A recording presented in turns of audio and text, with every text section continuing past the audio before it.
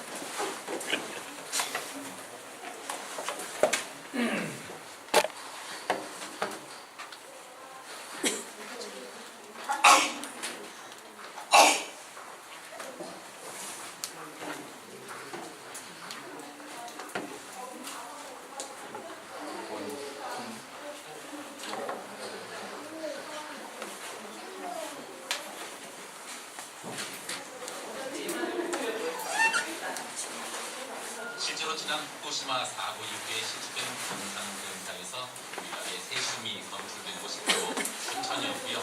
또 전국에서 암 환자 사망률이 가장 높은 곳도 바로 춘천이라고 합니다.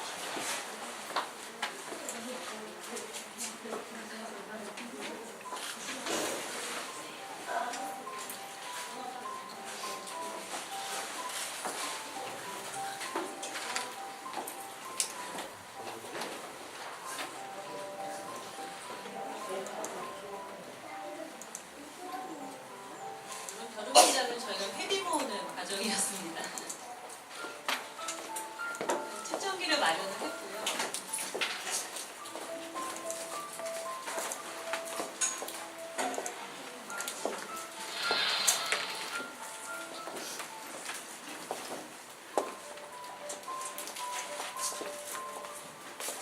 실제 데이터를 확인하면서 직접 갖게 된 고민이었습니다.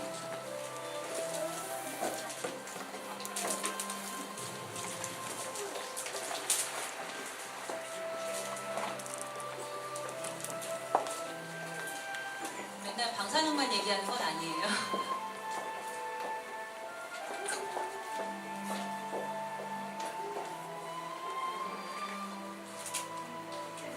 가끔 노래도 하고 시도 읽고 책도 보고 합니다.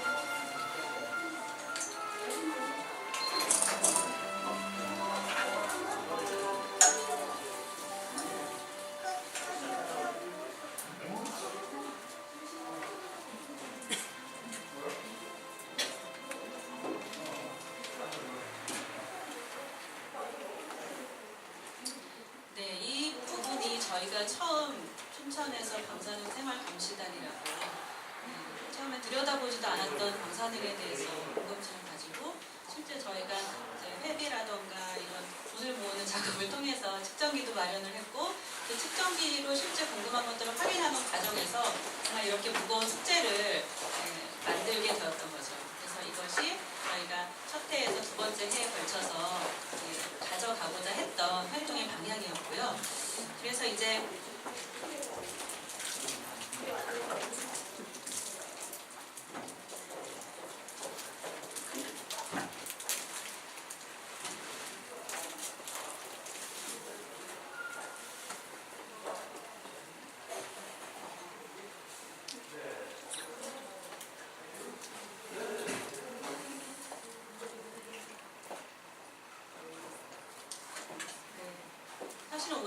정신이 없었습니다.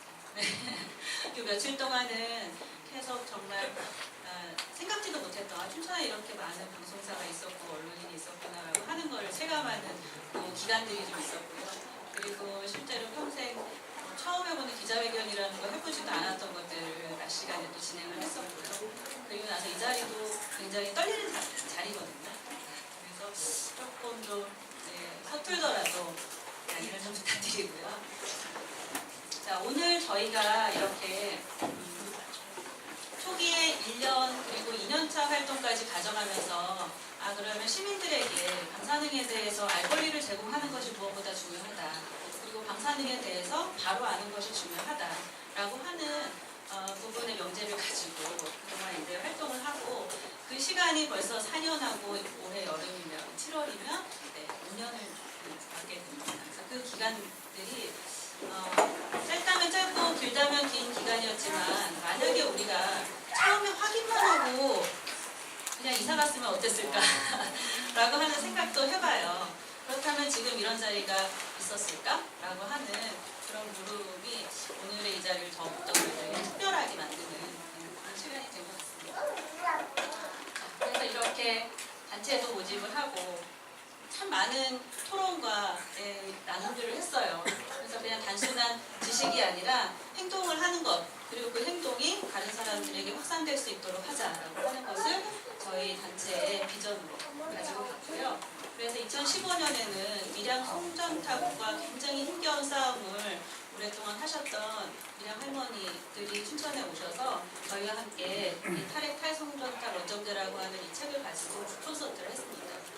저희 회원들이 그때 노래도 준비하고요, 신앙송도 준비하고요, 영상도 함께 보면서 이야기도 나누고 그러면서 어떤 탈핵이라고 하는 것들이 우리 일상에서 누군가에게 정말 삶의 문제라고 하는 그런 공동체의 관점도 함께 배우게 되었습니다. 그리고 이렇게 가족들과 함께 놀러 가기도 했었고요. 2016년 사업으로는 저희가 방사능에 대해서 전문가들의 모임들이 아니다 보니까 그러면 우리가 더 배워야 되지 않을까? 그리고 어떻게 하면 우리가 가지고 있는 궁금증들을 바로 볼 수 있을까? 라고 하는 의미에서 방사능 영화제와 에너지정의연대의 이현석 대표님을 모시고 초청 토론회까지 진행을 했었습니다. 그래서 이렇게 영화제, 토론회 진행을 하면서 처음에 가졌던 것처럼 방사능에 대해서 교육의 기회를 제공을 하고 실제 행동으로 옮기는 것, 그리고 우리 스스로가 학습하는 것, 이 부분을 가져왔고요. 그리고 작년 2017년에는 고리원전 1호기가 폐쇄되었죠. 그게 너무 좋아서 그 핑계로 3주년 시민 파티를 했습니다. 그리고 이때도 마찬가지로 방사능에 대해서 생활방사능과 춘천 지역의 방사능에 대해서 시민들과 이런 자리를 먼저 진행을 했었습니다. 그래서 이 자리가 처음은 아니고요. 그리고 이때 저희가 그 당시까지 측정했었던 방사능 수치 데이터들을 이 자리에서는 같이 공개를 했었습니다. 하지만 이제 그때의 지도는 지금보다는 데이터가 굉장히 부족했던 상태였기 때문에 그 부분에 대해서 저희가 이제 1년 이상 더 축적을 해서 오늘까지 오게 되었습니다. 그래서 지도는 이렇게 구성되어 있다라고 하는 것들을 시민분들에게 알려드렸죠. 그리고 이제 각종 춘천에서의 마켓이라던가 이런 기회들이 있으면 시민들에게 방사능에 대해서 제대로 좀 들여다봐 주세요라고 하는 그런 알림 활동들을 꾸준히 했었고요. 이렇게도 하고 그리고 저희가 그동안 한 가지 끈을 잡고 정말 춘천의 방사능 수치가 어떤 것일까, 현실이 무엇일까, 그리고 그것을 어떻게 하면 조금이라도 더 빨리 좋은 방향으로 가져갈 수 있을까라고 하는 그 물음으로 4년 이상의 시간이 흘렀습니다. 그리고 오늘의 이 자리가 되었죠. 그래서 너무 많이 궁금하실 텐데요. 오늘 이제 춘천 지역에서 저희가 그동안 이제 200곳이 넘는 지역의 방사능 수치가 어떤지를 발로 뛰면서 측정을 한 데이터가 있고요. 그리고 그 데이터가 그러면 얼마나 객관성이 있느냐 아니면 신뢰할 수 있느냐 어떻게 측정을 하느냐라고 하는 여러 가지 궁금증들이 있으실 텐데 그 부분은 이제 저희가 방사능 요 측정을 2017년에 거의 전담해 주셨어요. 그런데 재밌는 것은 그 방식을 저희가 그냥 평상시에 시간을 쪼개서 하다 보니까 데이터가 모이는 속도가 너무 느린 거예요. 측정을 과외로 할 수 있는 시간들이 여력이 별로 없어서 그래서 하면서 이제 회원들 사이에서 10개월 동안에 그 특정 활동가 프로젝트를 나름대로 진행을 했습니다. 그래서 회원들이 십시일반으로 회비를 모으고 후원금을 조금 아름아름 좀 손을 벌리기도 하고 해서 지금 오늘 발표를 맡아주실 강종윤 선생님, 저희 모임의 부대표이기도 하시고요.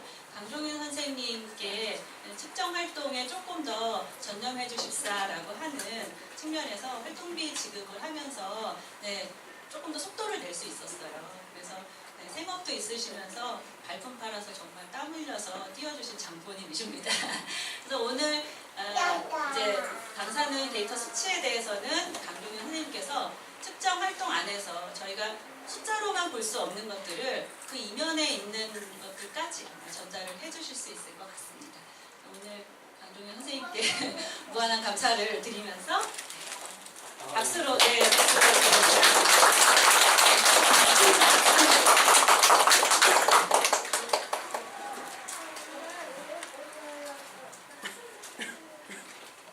이렇게 많이 오실 줄 몰랐는데 격세지감이라는 사조성을 써야 될 것 같습니다.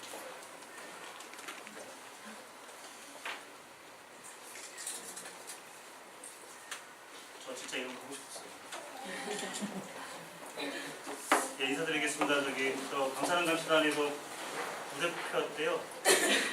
강종윤이라고 합니다.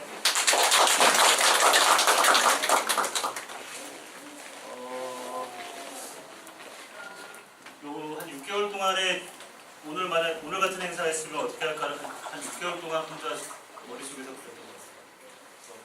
막상 이런 날이 생기니까 훅 갔는데 조금 다른 발표 형태를 좀 해보려고 노력했습니다. 그래서 제주관 이야기를 좀 시작을 하면서 하나씩 좀 해볼게요.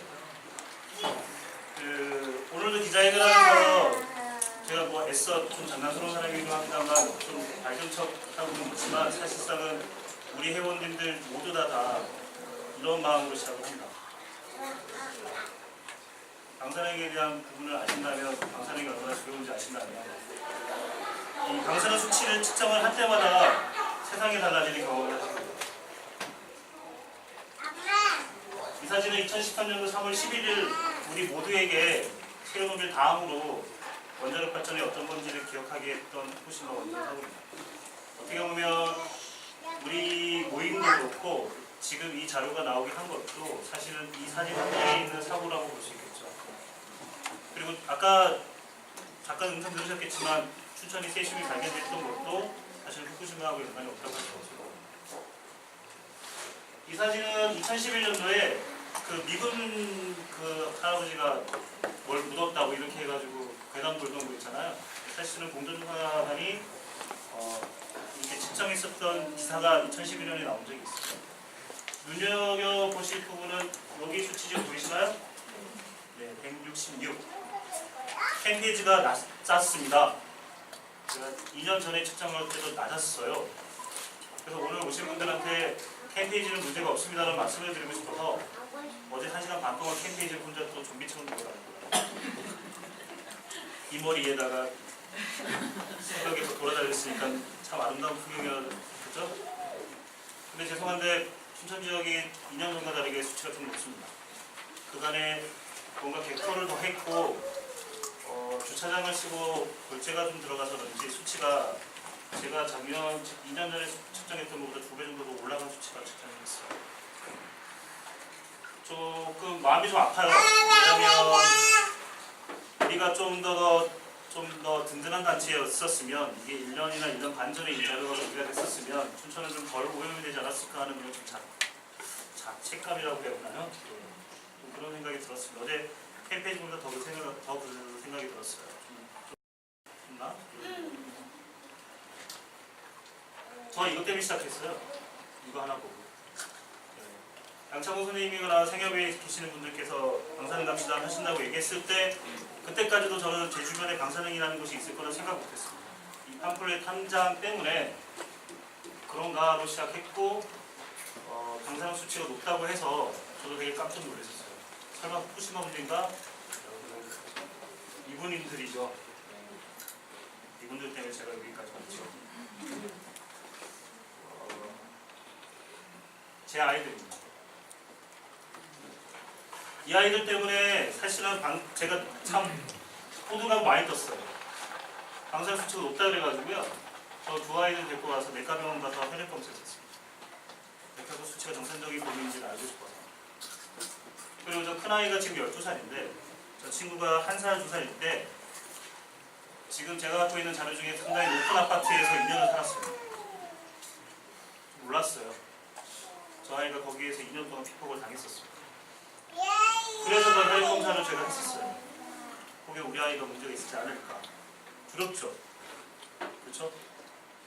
그래서 혈액 검사 끝난 다음에 방사능 감시단을 통해서 제가 라드라는 계기를 갖다 수치 측정을 집에서 호들갑 있게 측정했어요. 그리고 학교 집 주변을 측정했죠. 안타깝다고 해야 되나요? 좋다고 해야 되나요? 어쨌든 제가 지금 사는 동네는 비교적 방사능이 안전합니다. 그 다음에가 문제잖아요. 우리 아이가 그러면 어디를 가면 이런 방사능이 높은 수치에 생길 수도 있지 않을까. 제가 지도를 작성하게 된 이유 중에 하나는 우리 아이는 죽는 게 아니라 여기에 지금 있는 아이들과 다 관련되어 있는 어디에서 어떻게 우리가 방사능을 쐴지를 알 수가 없는 불안감과 두려움이 존재한다는 것이죠. 그래서 오늘 여러분들하고 저는 두 번째 이야기를 시작해야 됩니다. 우리는 과연 얼마만큼의 방사능을 쐬고 있는가. 그래서 죄송하지만 오늘 저랑 이 진실을 같이 나눠보시겠습니다. 조사 방법은 2016년 11월부터 2018년 5월 31일까지 어제 새벽에 캠페인지를 돌아다녔던 그 시간까지 측정을 했고요. 측정 기계는 지금 저 앞에 있는 인스펙터 알렛이라는 기계로 지금 측정을 했습니다. 저 나중에 관심 있으시면 정문 앞에 있는 기계를 보시면 되고요. 죄송하지만 여기도 높습니다.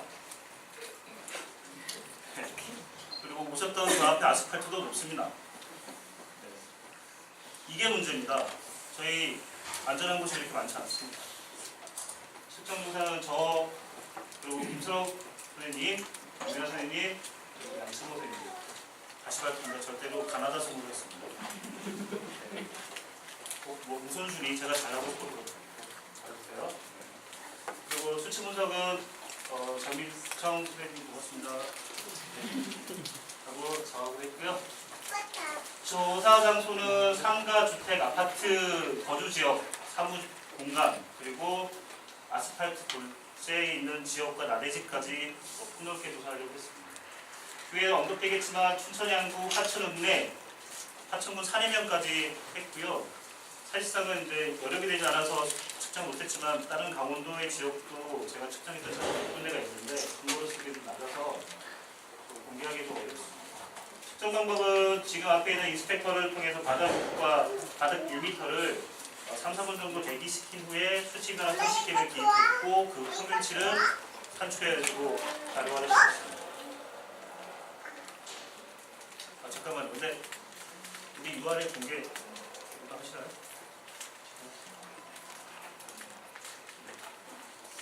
표본수예요. 골재는 8곳이고요.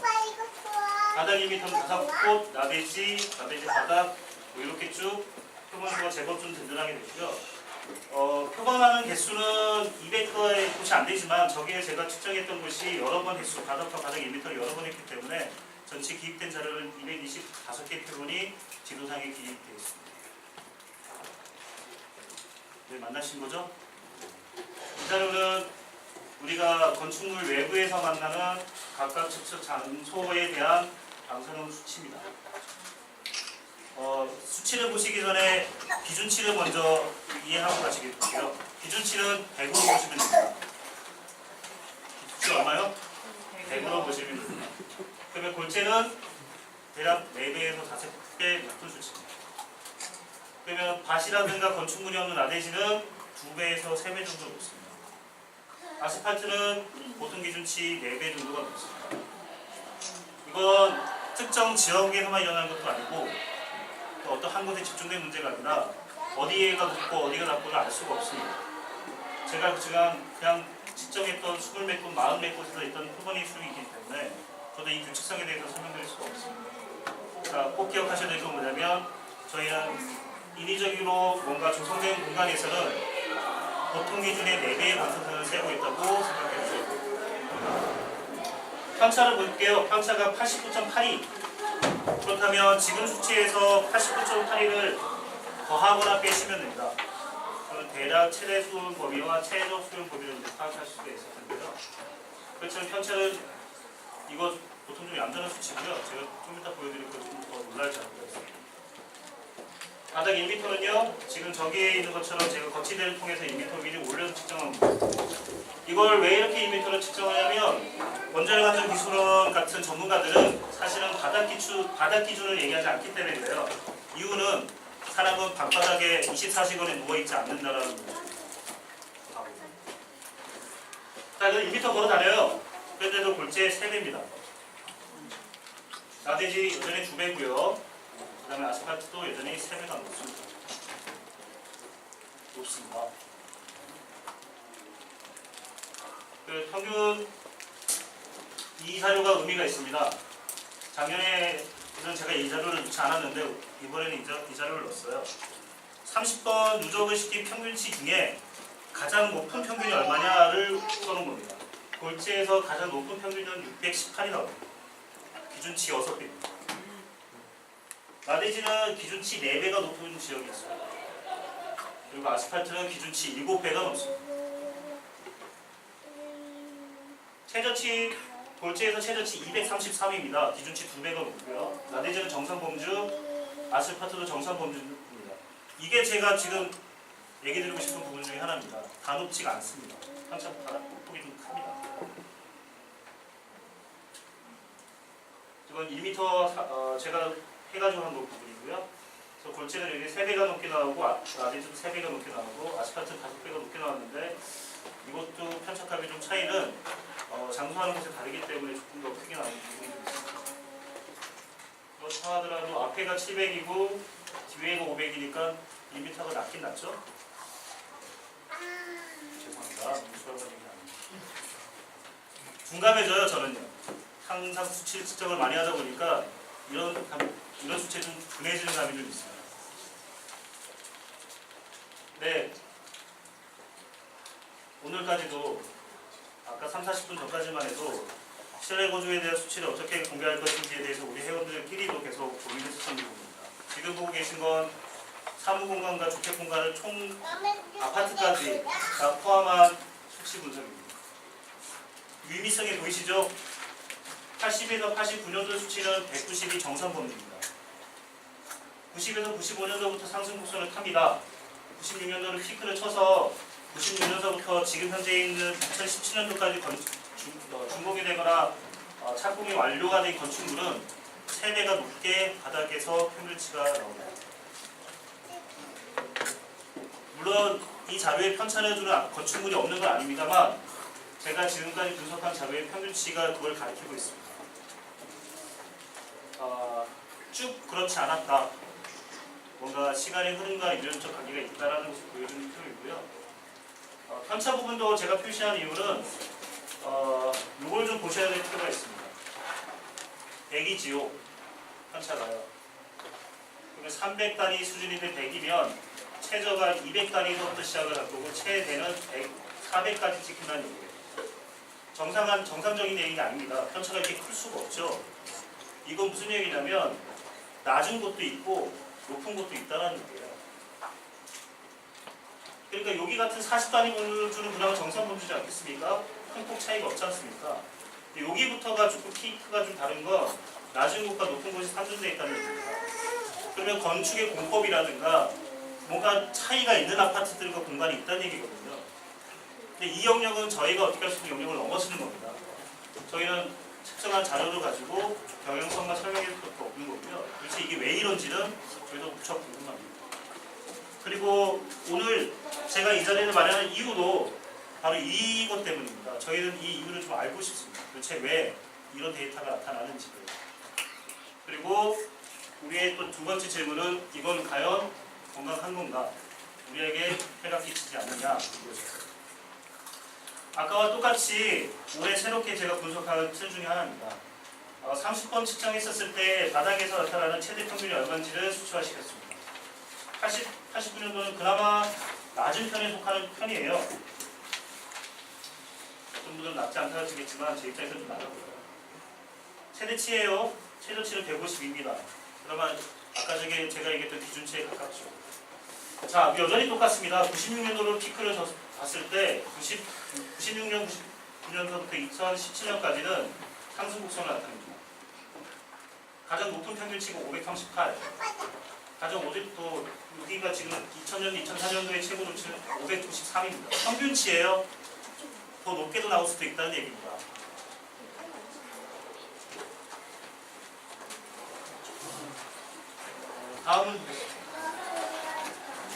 다음은 바닥 1m에서의 평균치에 관련된 부분입니다.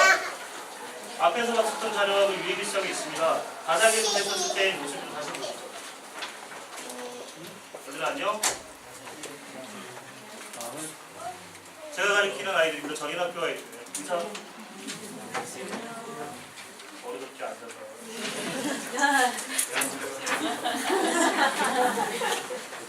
저희들이 많이 가르치셨니? 발표가 무거워도 분위기는 좋아야 되지 않나요? 다시 보시죠. 실내 바닥 2m 같은 양상입니다. 80년대, 그러니까 90년대가 넘어가지 않을 때까지는 낮습니다. 94년도 제가 94학번이거든요. 그때까지 깨끗했어요. 근데 제가 복학하니까 이러네요. 왜 이랬을까요? 98년도 이후부터는 계속 수치가 높습니다. 편착하는 바닥 2m는 좀 낮습니다. 이 바닥 2m의 편차가 낮은 것, 바닥에서 나오는 방사선이라는 것은 불기시적이기 때문에 저 뒤에 있는 판넬이 맞는 확률 자체가 바닥보다 좀 낮을 수가 있습니다. 그래서 편착감이 좀 낮은 감을 나타내는 것 같아요. 그렇지만 여전히 우리한테 있는 유의미성은 뭐냐면 평균이 왜 시간적 흐름에 따라 이런 편차를 이런 차이와 그래프를 나타내느냐라는 거죠. 그래서 저는 이거예요. 우리가 이 수치를 만나지 않을 수 있었다는 겁니다. 우리가 이런 환경에 놓여있지 않을 수 있었다는 거예요.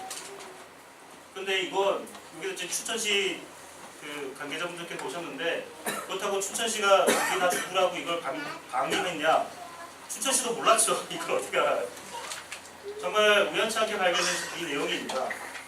그러면 다행이죠. 이걸 지금 알았다는 게. 우리 이거 몰랐으면 10년, 20년 더 이렇게 살았을 거예요. 그래서 지금 같이 진실을 보자는 겁니다. 불편하시겠지만 문제부터가 중요하다. 이런 얘기입니다. 똑같습니다. 바닥 2m 최대 평균과 최저 평균을 분석한 표입니다. 차이가 왜 이렇게 크게 지냐라는 것은 표본이 좀 적기 때문에 그렇게 보셔야 될 것 같아요. 제가 뭐 20곳, 30곳을 측정한 것이 아니라 10곳 내외이기 때문에 사실상은 이것이 대변하기에는 표본이 너무 적어요. 그렇다고 제가 가가호호 가서 트윈 좀 들고 안녕하세요. 방사능 수치를 측정하러 왔는데 문을 열어주시겠어요? 이거 수는 없지 않습니까? 페이스북에서 꽤 많이 공개했는데 실제로 거주지의 측정을 이렇게 허락해 주신 분들이 많지가 않아요. 상가도 몰래 가서 밥 먹는 척하고 막 찍고 그래요. 얼마나 불쌍한지 아세요? 동사무소 가서도 막 안절부절 못해요. 뭐 등본이라도 하나 떼야 돼요. 덩치는 큰데 예민합니다. 자, 분석의 결과를 한번 보실까요? 앞에서 보셨지만은 골치하고 아스팔트는 공통적으로 높게 나옵니다. 수저 평균치 3배, 4배 이상인 것을 금방 확인하셨고요.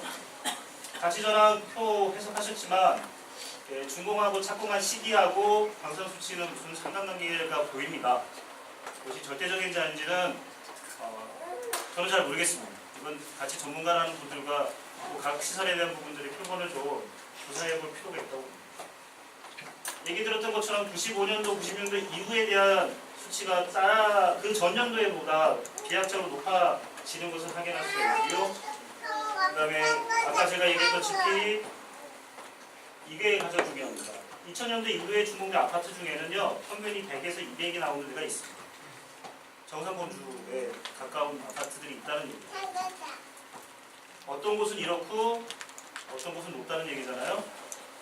이걸 공개하면 무슨 일이 날까 세상 익사이팅하죠. 춘천만 이럴까? 외롭지 않습니다. 춘천만 그렇지 않습니다. 빨간색 하천입니다. 외롭지 않습니다.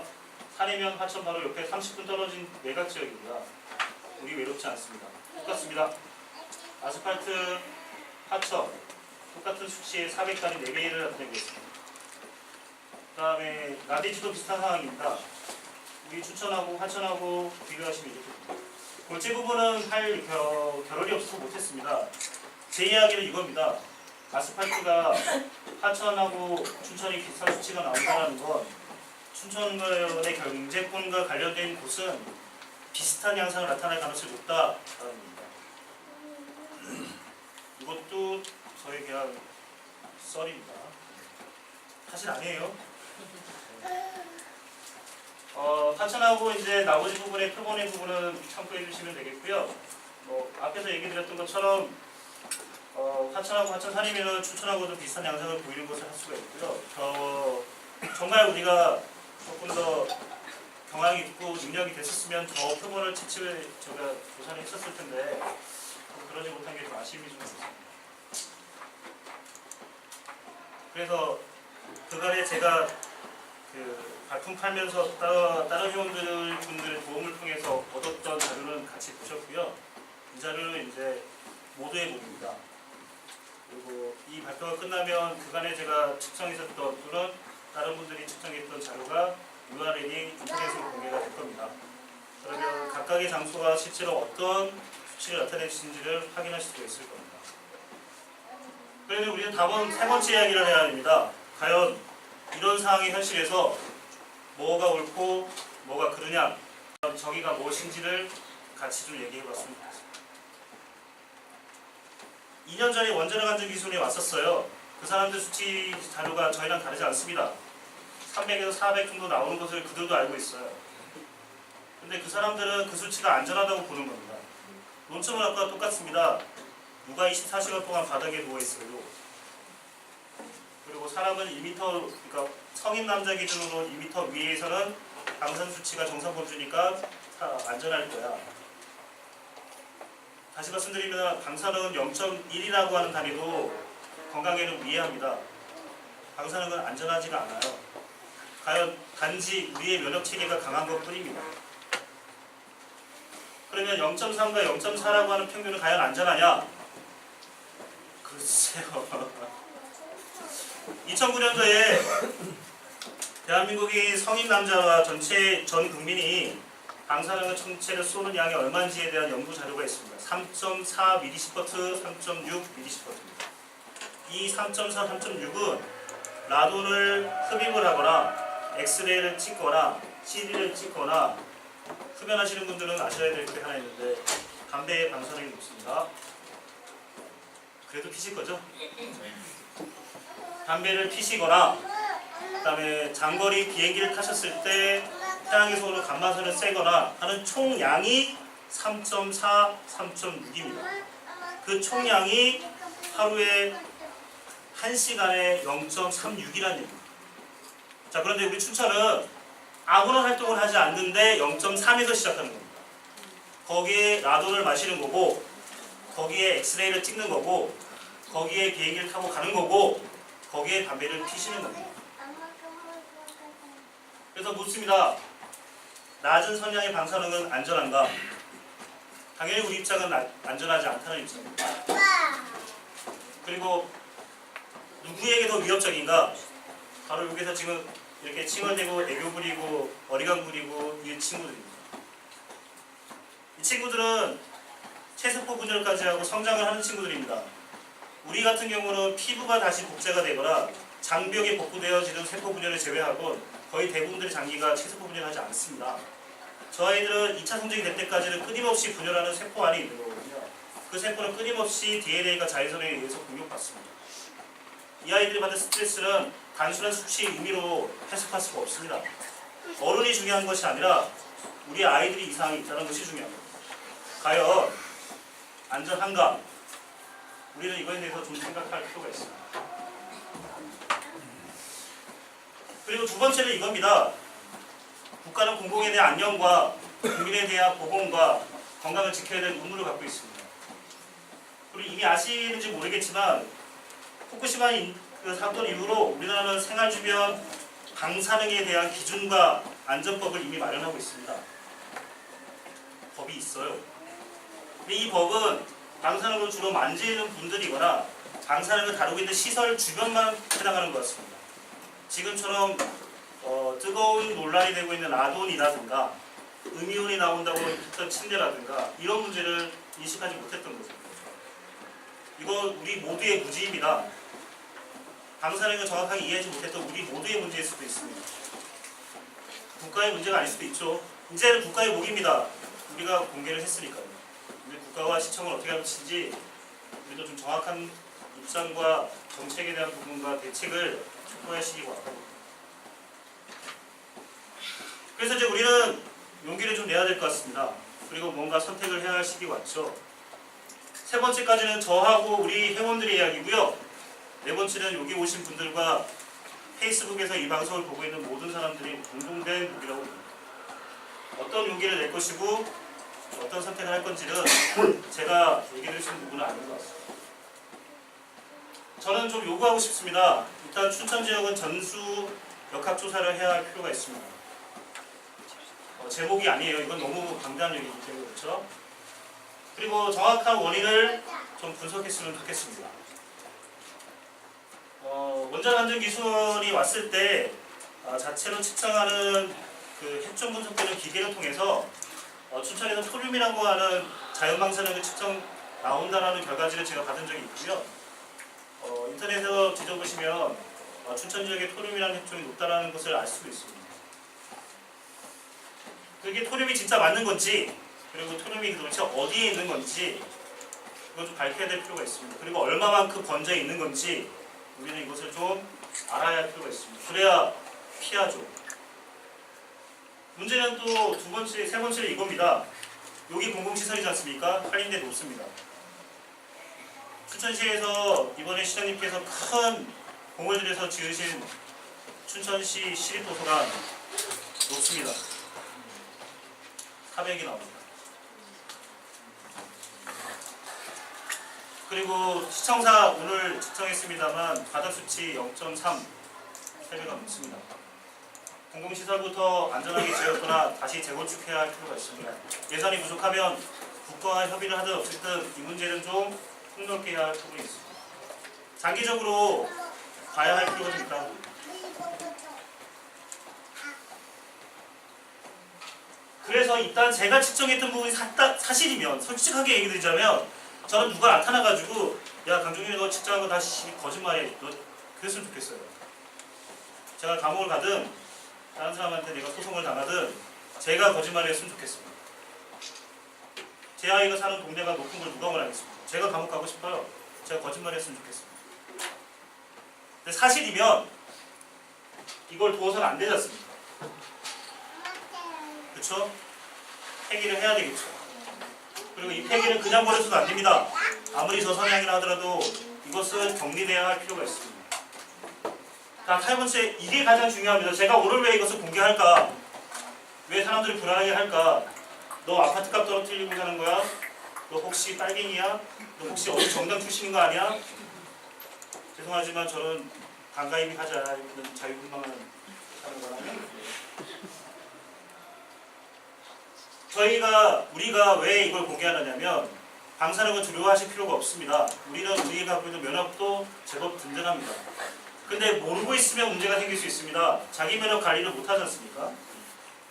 그렇기 때문에 실제로 방사수치가 높은 곳에 있는 곳을 피해야 할 것이고요. 지금 0.3이 평균이라고 한다면 흡연을 제고하셔야 될 거고요. 엑스레이를 덜 찍으셔야 되고요. CT 촬영은 급하지 않으시면 안 하시는 게 좋겠고요. 공공시설을 가신다고 한다면 수치가 얼마인지 따라서 사용 시간을 정하셔야 됩니다. 방사성을 노출하는 시간을 조절하셔야 돼요. 그러기 위해서 고지가 될 수밖에 없습니다. 어디가 높은지 알아야 피하고 높더라도 각오하고 가야 하기 때문에 그렇고요. 개인이 전체 피폭량을 계산하셔야 됩니다. 그렇기 때문에 이 자료를 공개하는 겁니다. 우리 이 문제를 피할 수가 없어요. 춘천에 안전한 곳이 전혀 없다고 생각하시는 것이 옳습니다. 제 내용이 맞다면. 그리고 아까도 얘기했지만 이 문제는 이제 춘천시하고 국가의 목으로 가는 겁니다. 저희 자료는 공개해드릴 용의가 있고 민간으로 같이 하시겠다고 하면 제 피를 깎아서라도 같이 할 용의가 있습니다. 제발 우리가 이 문제에 대해서 좌시하거나 그냥 높으니까 그냥 살아야지 않았으면 좋겠어요. 아직 제가 나이가 40대 중반이지만 사실 살 만큼 살았고요. 사랑하는 사람하고 애도 낳고요. 하고 싶은 거 다 했어요. 저는 다 하고 살았잖아요. 근데 우리 애기는 어떻게 해줘? 이제 12살이고 이제 9살인데 그죠? 그 아이들 인생은 어떻게 하죠? 자, 그러니까 이거예요. 우리가 뭘 선택해야 되는 거예요? 이겁니까? 아니면 이겁니까? 다시 여쭤볼게요. 우리 이거 선택해야 되나요? 아니면 이걸 선택해야 되나요? 그래서 아까도 얘기드렸지만 아파트 시세와 재산권이 사람의 생존권보다 우선할 수가 없습니다. 그렇기 때문에 우리 회원들 분 중에 아파트에 대한 수치 공개에 대해서도 많은 분란이 있는 것도 그 이유예요. 재산권이 생존권보다 우선할 수는 없지 않습니까? 암 발병에 의한 고통을 개인에게만 전가할 수는 없습니다. 이 문제는 국가와 춘천시가 같이 해야 될 목이 돼버렸습니다. 우리 다 모두 몰랐잖아요. 이제 알았으니까 이걸 공동으로 대처할 방법에 대한 정책도 춘천시도 국가도 같이 놔줬으면 좋겠습니다. 아까도 언급했습니다. 이거 한 번에 해결할 수 없어요. 아스팔트부터 빨리 걷어야 되겠죠? 그것도 시간이 걸릴 겁니다. 예산은 한정되어 있을 테니까요. 건축물을 곧바로 다 없앨 수는 없잖아요. 그럼 공공시설 새로 짓는 것부터 또는 지금 건축 허가가 나서 지어질 아파트든 뭐든 정말 정신이 제대로 바뀐 시장이라면 이따 건축 허가라든가 새로 짓는 부분들은 제거해 주셔야 됩니다. 역학조사가 마무리가 돼서 정말 안전하다는 것이 뭔가 결정이 됐을 때 도시개발을 하셔야 된다고 봅니다. 이 상태로 계속 도시개발을 하면 지금 제가 분석한 자료가 사실이었을 땐 춘천은 더 오염이 될 것이고 더 걷잡을 수 없을 정도로 노출될 가능성이 높습니다. 다시 여쭤볼게요. 뭐가 더 중요하냐는 겁니다. 그리고 저는 이번 춘천시 의회에 계시는 분들이 오셨으면 좋겠는데 한 분도 안 오셨네. 조례 제정을 해야 된다 생각하면 선생님 도비리잖아. 독일의 강원도 시의회 그냥 안 오셨어요. 네, 조례 제정해야 되고요. 예산 편성에 대한 부분들도 법적으로 또는 시의회도 시청도 행정법으로 어쨌든 좀 제공하는 방향, 편성하는 방향이었으면 좋겠습니다. 제 발표가 끝입니다. 발표 마지막에 꼭 제가 감사 인사를 드려야 될 분들이 좀 있는데요.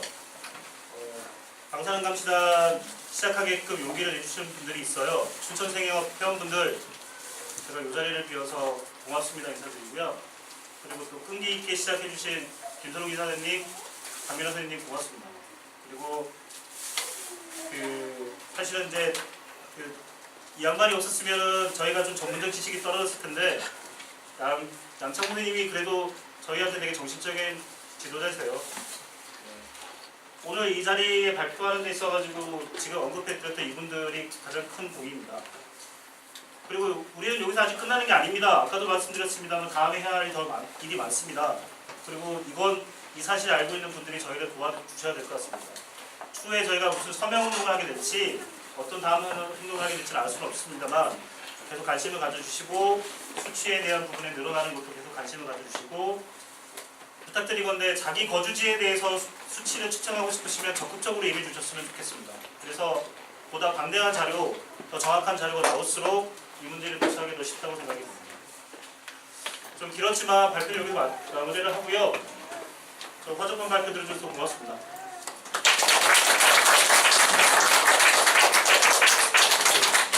질문 있으시면 질문 받겠습니다.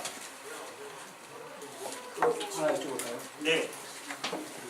지금 골재하고 아스팔트, 이 건물 이렇게 세 가지 아까 이렇게 나누어서 말씀하셨는데, 네. 상식적으로 이것이 춘천만 쓰는 게 아니고요. 뭐 어떤 도시든지 다 쓰는 물건인데, 네.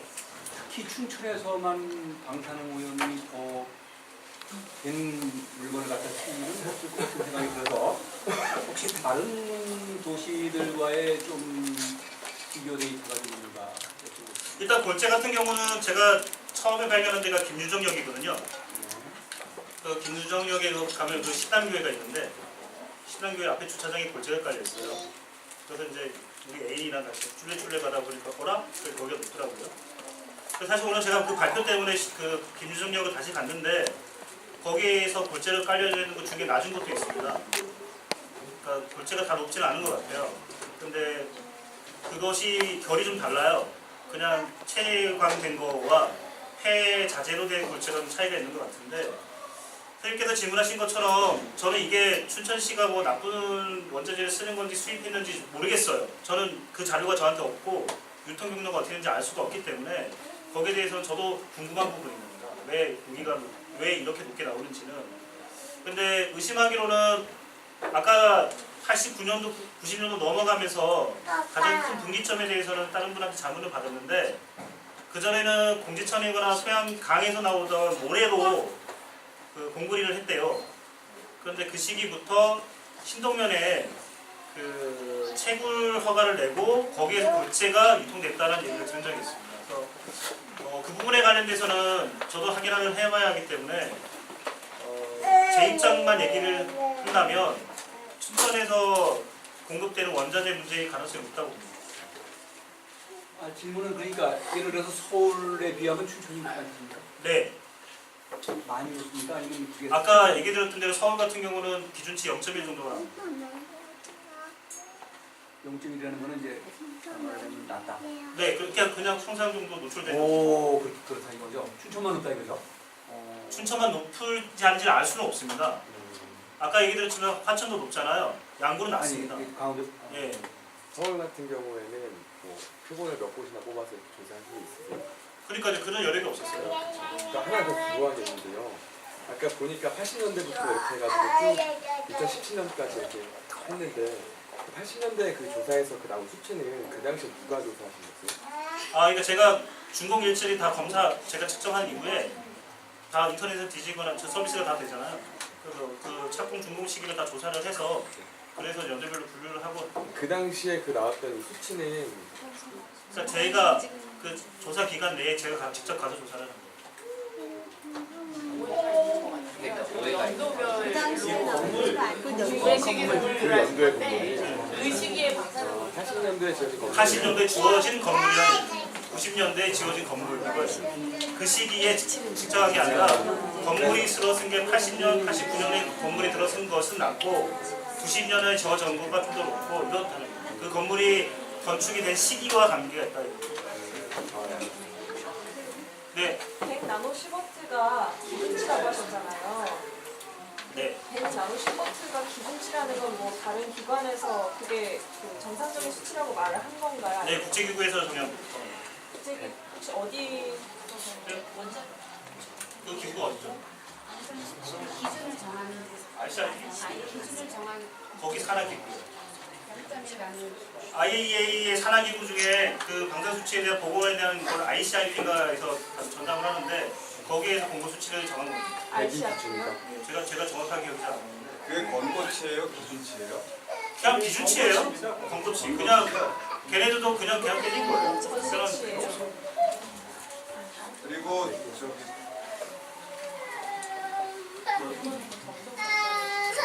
아, 100이 어쨌든 100이 기준치다 이거예요. 100이. 그게 제가 다른 분들이 다 똑같이 지금 얘기를 하시는데 춘천이 유난히 높다라고 생각을 해주시면 안 되고요. 저희가 춘천에 사니까 제가 춘천에서 측정하기 높게 나온 거예요. 안 돼. 그러니까 아까 제가 얘기 드렸잖아요. 양구는 낮은데 하천은 높잖아요. 근데 또 모르죠 어디가 높을지. 그러니까 제가 생각하기엔 춘천이 높다라는 걸 갖다 자꾸 부각해서 말씀하셨잖아요. 제가 자료는 그거밖에 예, 없습니다. 그러니까 그렇게 말씀하시면 안 될 것 같은 생각이 듭니다. 왜냐하면 대한민국 전체를 다 조사한 것도 아니고 그냥 근데 춘천 이거는 예. 상대적인 게 안전한 개념이 아니에요. 그냥 그렇지만 전체 그렇지만 총량이기 예, 때문에. 예. 그렇지만 다른 지역하고 비교했을 때 춘천이 높다는 식으로 자꾸 들리거든요. 아무래도 저희가 상대적이란 말을 계속 좀 조심을 해달라고 말씀을 네. 드렸는데.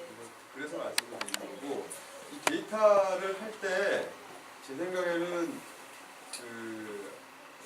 그런 것 같아요. 모든 데이터를 공표하거나 뭐 발표할 때 보정이나 검증을 꼭 거치거든요.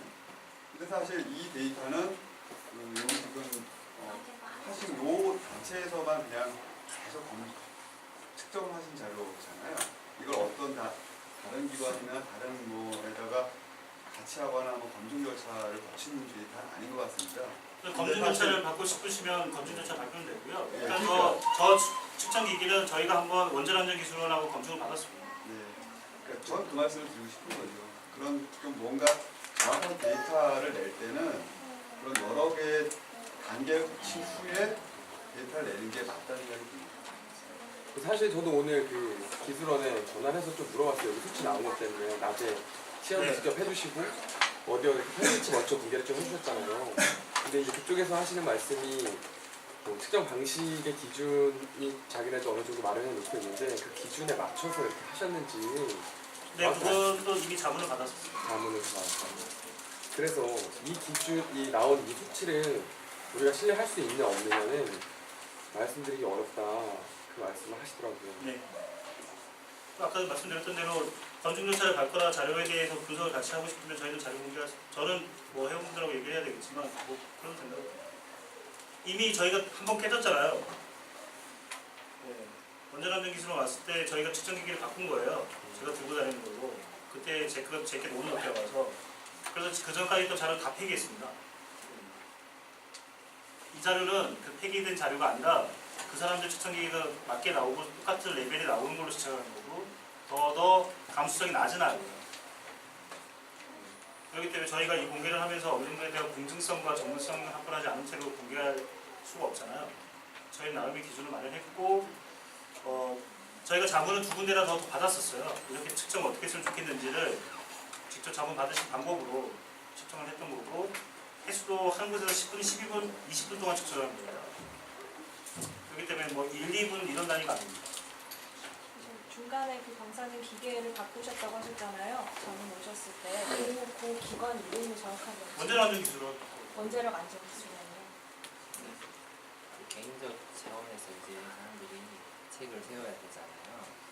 그러면 실내 방사능 수치를 관리할 수 있는 방법이라고 예를 들면 뭐 요즘에 문제되고 있는 나중 같은 경우는 환기를 충분히 해준다는 방법이 있잖아요.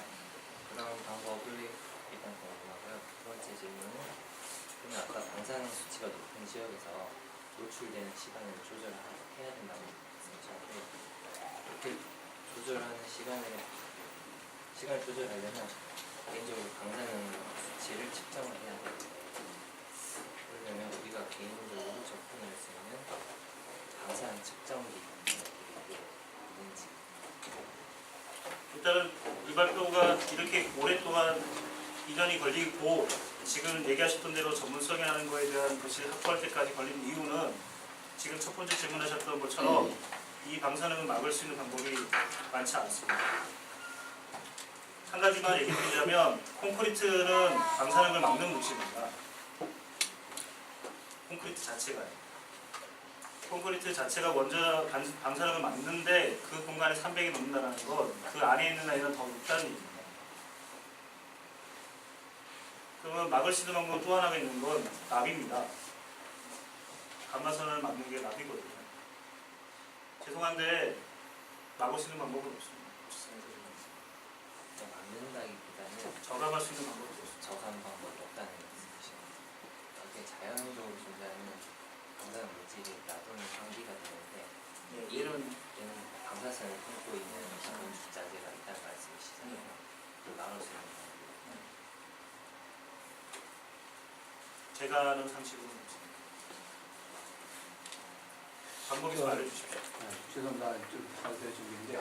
이런 단체가 춘천만 있는 건지 아니면 다른 지역에도 물론 환경운동연합이라든가 뭐 이런 단체가 일단은 그런데요. 제 네. 말씀은 네.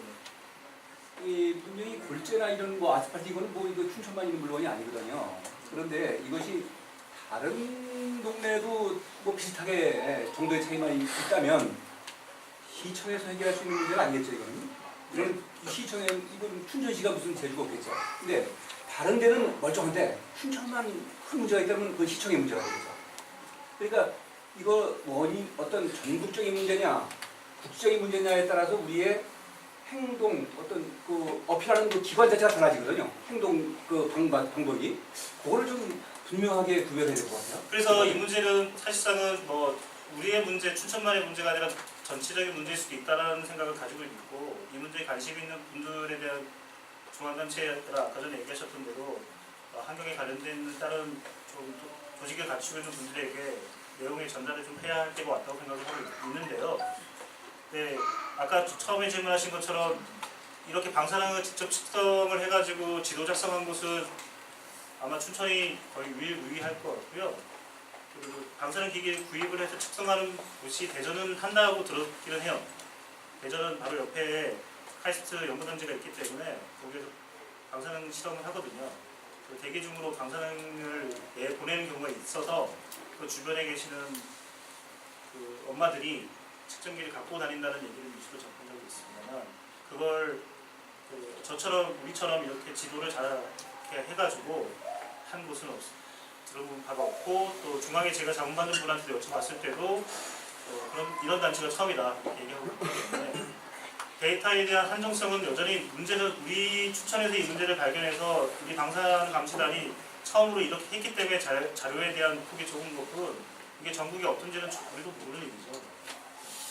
제가 이런 말씀 여쭤보는 거는 저도 이게 우리 식구들이 여기 활동을 좀 간혹 이렇게 얘기를 하고 저도 인터넷에서 좀 조금 기사를 부분적으로 보고 그랬는데 문제는 대책이 없이 상당히 불안감이 이렇게 막 풍배하고 있어요. 저는 이제 물론 이제 이렇게 살고 있잖아요, 그냥 살고 있는데 물론 문제가 있는 거는 이게 해야 되죠. 근데 문제는 다 전국적으로 똑같이 있는 문제라면 똑같은 문제가 있는데 이제 물론 먼저 문제 제기하는 게 중요하죠. 물론 이게 굉장히 중요하다는 건 제가 부인하지 않습니다만은 그 제기하는 부분에서만 문제가 일어난 것처럼 착시 효과가 일어날 수가 있어요. 그래서 저는 물론 춘천이 더 문제라면 그것도 또 사실이니까 그거를 감추면 안 되겠죠. 네. 그것도 감추면 안 되고 네. 또 그렇다고 하더라도 또 비슷한 그런 어떤 문제가 있다면 전국적으로 네. 그것도 감출 필요가 없고 그것도 적극적으로 또 좀 네. 알아봐야 돼요. 왜냐면은 이제 하나의 뭐랄까 우리만 그런 것도 아니니까 좀 안심 좀 되겠죠. 근데 춘천만 한 너도박이 높다고 하면 이게 불안하겠죠. 네, 선생님 그래서 제가 좀 더 노력해 보겠습니다. 중앙으로 한번 가보겠습니다. 물론 얘기 한번 그런 것도 던져보겠습니다. 해주시고 네. 제가 조금 말씀드리면 될까요? 방금 말씀하신 그런 부분에서 차일드 세이브라고 해서 그런 단체가 있습니다. 혹시 들어보셨어요? 차일드 세이브라고 하는 단체가 있어요. 차일드 세이브요. 예, 예전에 원구 그 아스팔트 깔린 거 그거 굉장히 높은 수치에 아스팔트 깔린 것 때문에 발견해서 그걸 이제 걷어내게 한 단체일 거예요. 거기에 회원분들이 전국에 여러 곳의 도시의 방사능 수치를 측정을 하고 다니시는 분들이 있거든요. 네. 근데 그 분들 안에서도 춘천은 꽤 높은 곳으로 좀 유명한. 저도 그 무슨 괴산이라든가 이런 데는 이제 우라늄 그 광이 있고 그래서 높다는 얘기 들었거든요. 지리학적으로. 그러면 이것이 어떤 건자재 부분이라면은 춘천만 무조건 타는 건 좀 이해가 안 가고 춘천은 아예 땅이 이 어떤 황암이 많아갖고 거기도 이런 거는 이해가 있다고 봐요. 거기도 방사능 물질이 있습니다. 그렇죠. 파광암에도 있다고 그러니까. 그래서 그런 원인이 강한 거지. 근데 그걸 같이 예. 조사를 해야 됩니다. 그래서 그걸 좀 기억하시니까 물론 저도 이렇게 좀 한번 볼 여기가 있습니다만은 이런 골재나 이런 부분은 분명히 이거는 춘천만 쓰는 게 아니거든요. 근데 춘천에 특히 오염된 골재를 쓴다든가 이런 거는 좀 상식적으로 이해가 좀 몰랐다라는 거죠. 선생님 몰랐다라는 거라고요. 저희가 얘기하는 건 지금 춘천에 국한해서 춘천만 높다라는 말씀을 드리는 게 아니에요. 네. 저희가 조사할 수 있는 범위가 춘천이었고 물론 알고 있습니다. 알고 있습니다. 춘천 안에 있는 부분들을 했던 거고요. 물론. 말씀하신 것처럼 전국의 다른 지역에 있는 부분들 거기에서 건축자라든가 이런 것들이 높은지는 국가에서 확인을 하고 지금 침대 문제 터져서 침대 회사들이 전수조사 들어가고 한 것처럼요. 건설사들하고 시공사들이 본인들이 사용하는 자재들을 이제 연구를 하고 검토를 하게끔 만들어야죠. 우리는 그거를 중앙에 요구를 그렇죠, 해야 그렇죠. 되고요. 이 활동하시는 걸 제가 아주 적극 존중하고 아주 저도 정말 굉장히 고맙게 생각하고 있습니다. 그거는 분명합니다. 저는 이 단체와 무관하고 시대 때문에 왔습니다만 이해를 돕기 위해서 가장 최근에 나온 데이터가 있습니다. 환경부하고 그리고 라돈에 국한된 방사능 물질에 관련돼서는 올해 김포대학교에 산하협력해서 거기 9개 전국의 시군을 조사했는데 그 중에 9개 중에 강릉 원주 춘천이 포함되어 있고요. 공동주택의 그 지금 말씀하신 것처럼 위치에 따라서 또는 뭐 지역에 따라서 그 조사한 결과가 있습니다. 그것은 이미 많이 공유된 부분인데요. 올 초 2월에 있었고 그 9개 시군 중 강릉 원주 춘천에서 춘천 원주 강릉 모두 그 위험 지역에 속해 있다는 보고서가 있습니다. 다음까지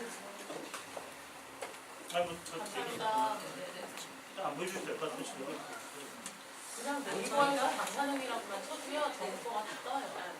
그 저희가 이제 여러분 앱을 까시면 환경방사능 실시간 정보를 보실 수가 있어요.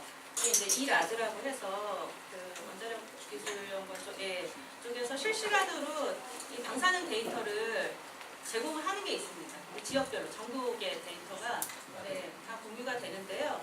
이제 문제는 그렇게 공공으로 제시되는 데이터가 사람들은 이제 그걸 공공정보로 감안을 하잖아요. 근데 그 부분이 그 지역의 대표값이 아니에요. 춘천만 하더라도 방사능 수치가 굉장히 낮게 나오는 지역이 한 곳에 고정적으로 설치가 되어 있어요. 그러니까 실제로 그것을 춘천이라고 생각을 하면 그 지도에 보면은 우리나라 전국은 다 초록색입니다. 다 안전한 상태로 나오거든요. 그러니까 제대로 된 정보가 지금 비어있다라고 하는 거죠. 물론 활동을 하거나 일부 굉장히 관심이 높으셔서 개인적으로 식품 자료를 가지고 있거나 아니면 전문기관에서 가지고 있는 자료들이 있을 수 있겠죠. 하지만 이게 시민들이 공공으로 접근을 해서 확인할 수 있는 부분이 되느냐라고 하는 게 또 하나의 문제이기 때문에 그래서 저희는 이 지도에 의미를 두고 있습니다. 그 차장님께서 다 얘기를 드리지 못하는 부분이 있습니다만 저희가 같이 자문받는 부분을 통해서 이 문제가 좀 심각한 건 저희도 인정하고 있습니다. 잠깐 한번 보겠습니다. 이건 보고 하시죠. 이거 공개는 어떻게 하시는 거예요? 저 지금 뭐 보시는데 그냥 그대로 공개 쭉 하시는 거예요? 이제 봐도 되죠. 강원대학교에 방사능 측정기가 있습니다. 거기가 100얼마 원짜리 게 강돼 있고요. 이거 보세요. 이거 60주년 기념관 뒤편에 있는 주차장입니다. 여기가 600선 나옵니다. 선생님 이거 어떻게 찾아 들어가나요? 제가 개인적으로 보려면. 아니 URL 저희가 해드리면 그냥 다 측정할 수 있습니다. 문제는 강원대학교가 100이 나오는데 이곳이 600이 나온다는 거예요. 그 측정기는 의미가 없습니다. 그냥 기체에서 대기 중으로 방사능 물질이 분진된 것만 측정하는 것뿐 그 주변에 어땠는지를 측정할 수 있는 기기는 아닙니다. 백록관입니다. 백록관 기본적으로 백선이 나옵니다. 이해가 되시나요? 같은 지역에서 있다고 하고 같은 방사능이 나오는 것이 만약에 그 땅에 있는 거라면 어떤 데는 600이 나오고 어떤 데는 100이 나온다는 게 이해가 되십니까? 그 앞에 있는 주차장이 아스팔트입니다. 여기는 최대가 300선이 나옵니다. 그런데 되게 재밌는 건 교육사하고 잠깐 아스팔트 보시면 교육사하고 하는 아스팔트는 197입니다. 이해가 되시나요? 인근 거리에서 채 1km도 안 되는 부분입니다. 60주년 기념관에서부터 여기까지의 수치가 6배가 차이가 나거나 4배가 차이 난다는 것은 이걸 이 강대 지역 자체가 방사능이 높다라고 말할 수 있는 부분은 아니라는 거죠.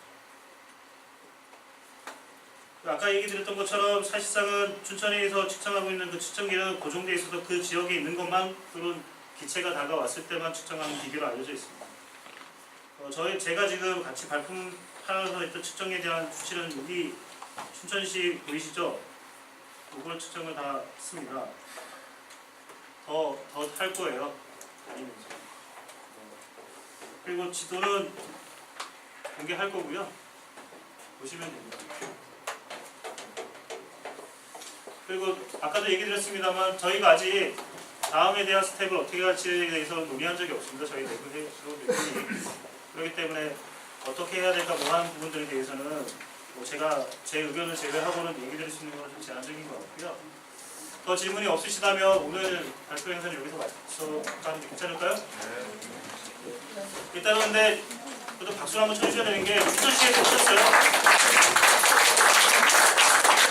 앞으로 어떻게 이제 이야기가 될지는 모르겠는데 그래도 오셔서 이렇게 관심 가져주셨다는 것에 대해서 고맙습니다. 네. 대표님한테 맡기겠습니다. 다시.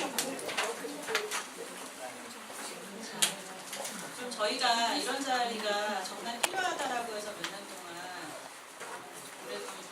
여기까지 오기는 했는데요. 그러면서도 사실 이 부분에 대해서 어떻게 받아들이시는가가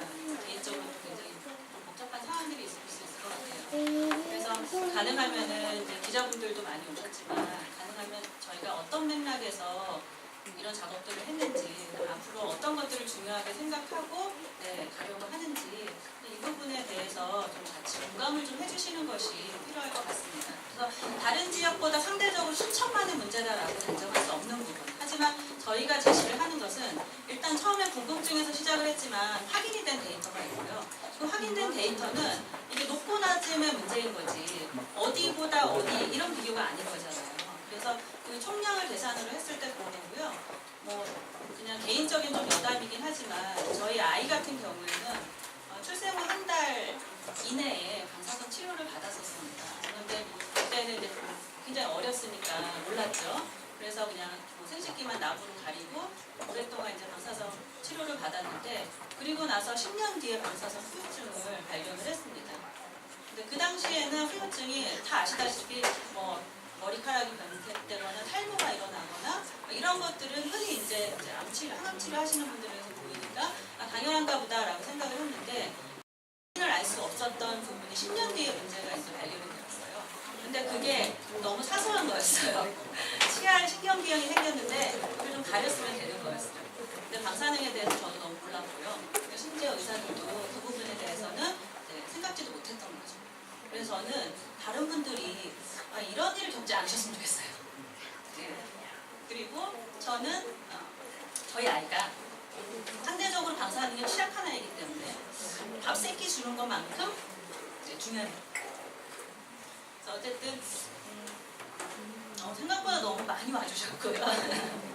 그리고 어린 친구들이 또 와줘서 오히려 저희가 더 이제 공감하고 체감할 수 있는 그런 메시지들이 이 안에 좀 담긴 것 같습니다. 그래서 앞으로 그냥 밖에서 그냥 보실 때는 참 유난달고 사네라고 하실 수 있겠지만 조금만 더 소통을 하고 관심을 갖고 들여다보시면 무섭고 어렵다고는 하지만 실제로 저희 다이어트 할 때 칼로리 계산 하잖아요. 방사능 피폭량 계산도 할 수 있거든요. 그런 정도라도 개인들이 대처할 수 있는 기회는 주어져야 한다라고 생각을 합니다.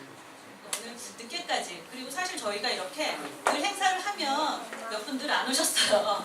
그래서 오늘도 이 장소를 어떻게 할까 하다가 비용이 들지 않게 장소 제공을 받아서 이렇게 좀 작은 공간에서 했는데 의외로 너무 많은 분들이 찾아와 주시고 끝까지 자리를 지켜주셔서 조금 불편함까지 감수하고 남아주셔서 너무 감사하고요. 춘천에서 오히려 다른 지역도 춘천이 먼저 무언가를 시작을 해서 다른 곳들까지도 변화가 좀 일어났으면 좋겠습니다. 네, 늦은 시간까지 감사합니다.